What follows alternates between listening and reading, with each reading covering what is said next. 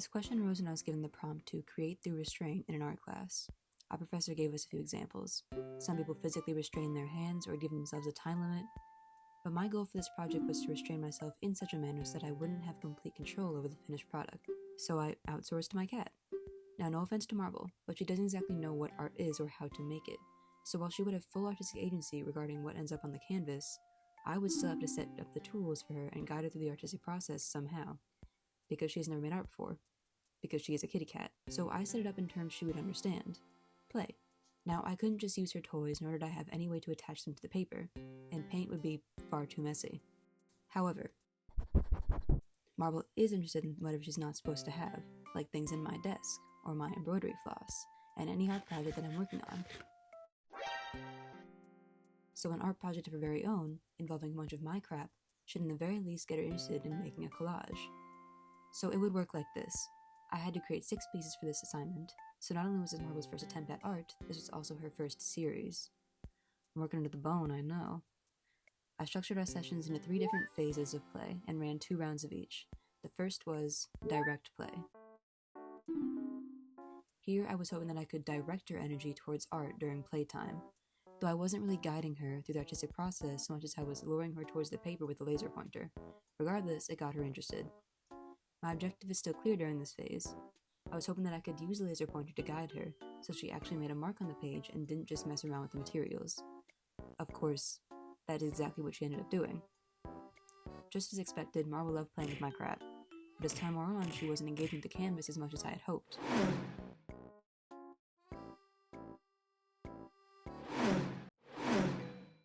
In fact, she was keeping her play limited to the edges of the paper. Perhaps she was still getting a feel for the materials and was hesitant to make her first mark, or perhaps the way she played simply wasn't conducive to making art, which was bad news for me because I had an assignment to turn in. But I digress. Looking back, I think it all overwhelmed her a little bit. Laser pointer, string, bits of crinkly paper. What's a girl to do? The red dot was predictably irresistible to her, but there wasn't really a good way to direct her in this process. She gravitated towards what she found most interesting, but any marks she ended up making were purely coincidental, and I can't tell you how frustrating it was when she knocked something onto the page then off again. Was she second-guessing herself? Did she know I was doing this all for a grade and restrain herself just to spite me? Entirely possible. Marble is the smartest cat I know. Which begs the question, was she really creating art if it was just happenstance? It's only art because I'm calling it art. In any other instance, it would have just been considered a mess. And it was. It sucked to clean up all 6 times. So can my cat really make art? In the way humans understand and traditionally go about the artistic process, this would involve her conceptualizing, planning, and executing her own creative vision. And as established before, she's just a kitty cat. She's smart, but I don't think she's doing all that. She has more important things to worry about, like when dinner time is. So case closed, cats can't make art. Good night, everybody. Just kidding. If you thought I was going to limit art to the way humans define it, animals can be trained to make art, yes. In essence, that's what I'm trying to do right now. And I'm not the first one to do this. There's an entire Wikipedia article that chronicles some noteworthy non-human artists and their various mediums of choice. But a study of elephants in captivity who had been trained to paint found they didn't actually gain much enrichment or pleasure from the activity. They don't paint for fun like we do. They just do it because they get treats and praise. And in all of these instances of animals creating art, humans have provided the tools and training for them to create in the artistic mediums familiar to us. But, and you might already know where I'm going with this, art is much more than what can be displayed in a gallery. Art is the process. Art is any creative expression of the self in response to one's environment. Male work in sword fighting is just as artistic as an elaborate mating ritual or bird song. I would argue that play, something all animals do for enrichment and pleasure, is a form of art. We sing, paint, and write because we think it's fun and cool. It's all play.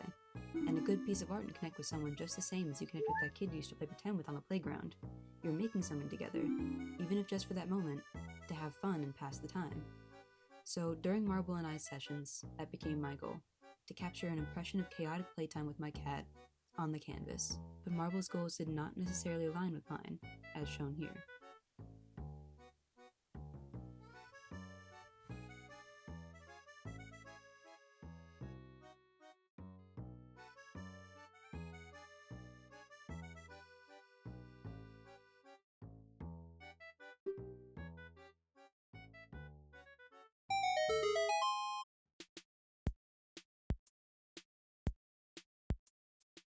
will admit, I had certain expectations for Marvel's art when I went into this project.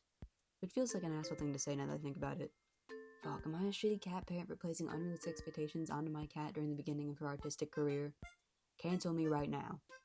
The truth is, I had expectations, and she didn't. I was trying to do my homework, and she was just playing. And when you put it that way, her approach to art was more genuine than mine.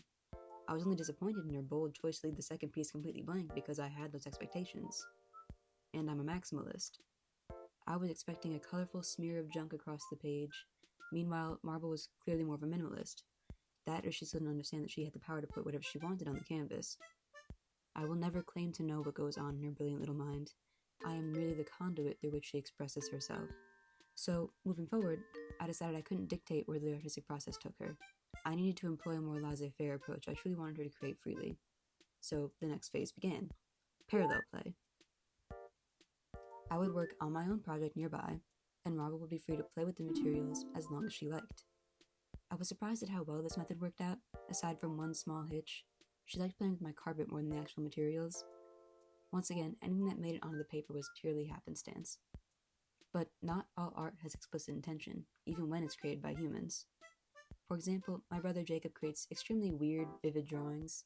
I adore his style, but I always ask him what was going through his head when he drew a piece, and what message he wanted to get across with it. And his answer was usually, I don't know, I just thought it looked cool. Jacob's medium of choice is photography, so it makes sense why he thinks like that. But that line of reasoning is so foreign to me. More than anything, I'm a writer, so I'm used to having a thesis to defend and a point to make in all my pieces.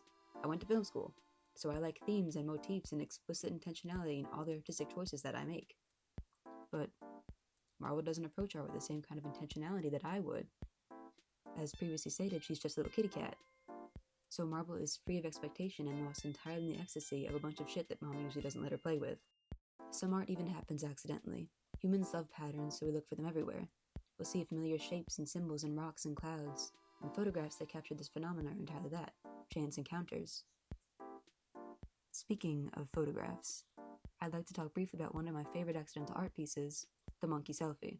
I'm sure you've seen the photo before. This infamous picture is actually part of a series of photos taken by a celibate crested macaque after a British photographer set up his camera in their neck of the woods in Indonesia. After the photos were uploaded online and eventually on Wikipedia, the photographer, David J. Slater, tried to claim copyright over them. However, because David J. Slater didn't actually take the photos, they're not really his. Sure, he engineered the circumstance by which the monkey was able to take the picture, but the decision regarding when to point and shoot wasn't his. It was the monkey's. But this case was actually what led to a dispute from PETA, who tried to use the situation as grounds to claim their animals should be declared as copyright holders over art they create, and that the rights of the photo should be granted to the crested macaque. Of course, during this whole affair, PETA also tried to appoint themselves responsible for any income that the photo generated, in order to fund conservation efforts toward the endangered species. Ultimately, the courts ruled that the monkey cannot own copyright, and in 2018 the court ruled against PETA. And it's probably for the best, because PETA does not have the best track record when it comes to actually helping animals. All that being said, I was kind of doing the same thing as the monkey selfie photographer. I engineered the situation that made the art possible, but I didn't actually make it. So not only do I not have copyright over Marble's art, but neither does Marble, because I don't think she quite understands US copyright law.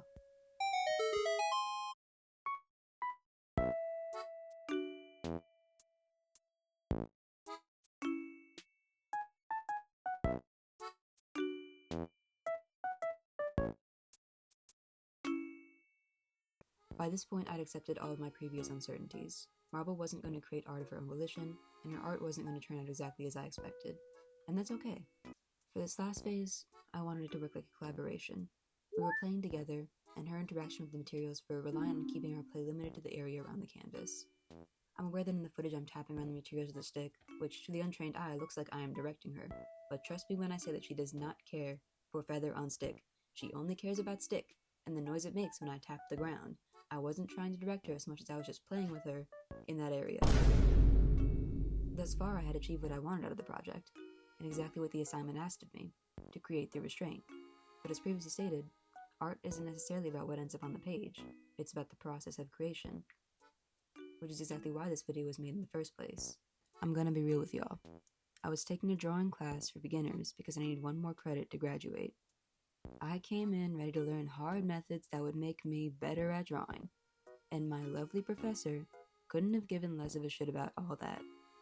He focused less on methods and more on questions that beginners should really be asking themselves, like what mediums they actually prefer, what subject matter they're drawn to, how they worked with other people, or what their artistic process really looked like. It was for this reason exactly that he asked me to record over an hour of footage to document this process.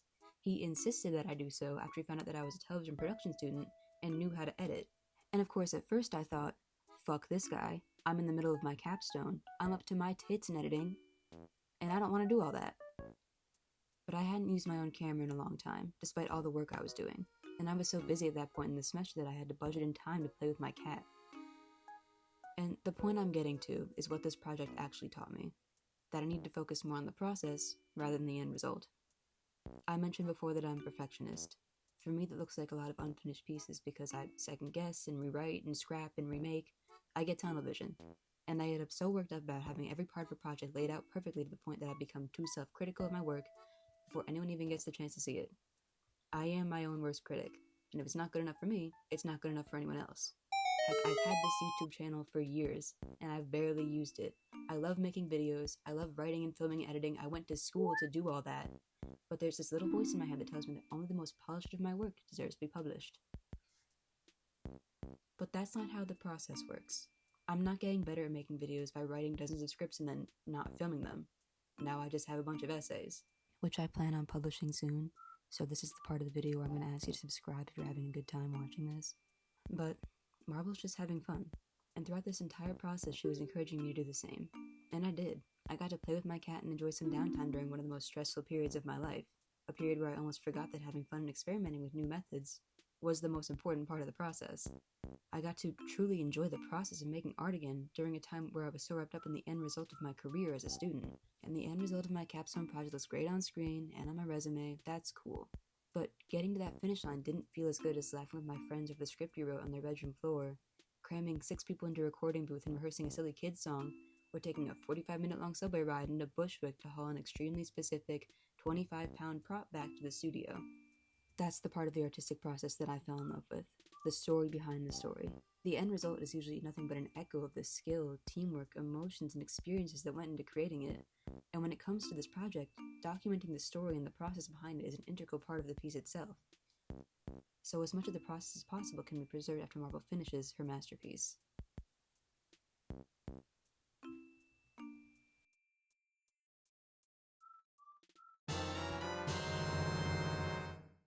At the time of writing and editing this for YouTube, I haven't seen Marble in over 6 months. My college roommate took her back to Colorado during this interim while we save up for an apartment, and I really missed both of them. I had forgotten about this project for a while, but editing it has literally given me something nice to look back on during this nightmare of a post-grad job hunt. My roommate might have the cat, but I still have her art. So if you want to help fund Marble's art education, then please consider making a tax-deductible investment in one of her pieces. I'm only semi-serious about this. If you've stuck around to this strange, meandering video, then thank you. I will take a moment to say that the projects I have on the back burner look a little different than this one, but I do earnestly plan on posting more of my own stuff on this channel. So if you rock with social commentary, intertextual media analysis, general nerd shit, big words, then what I post might be your cup of tea. But to close this out, I think I answered the question the title posed. My cat did in fact make art. Maybe the real art was the friends we made along the way. I hope you enjoyed. Until next time, I hope you have a good one.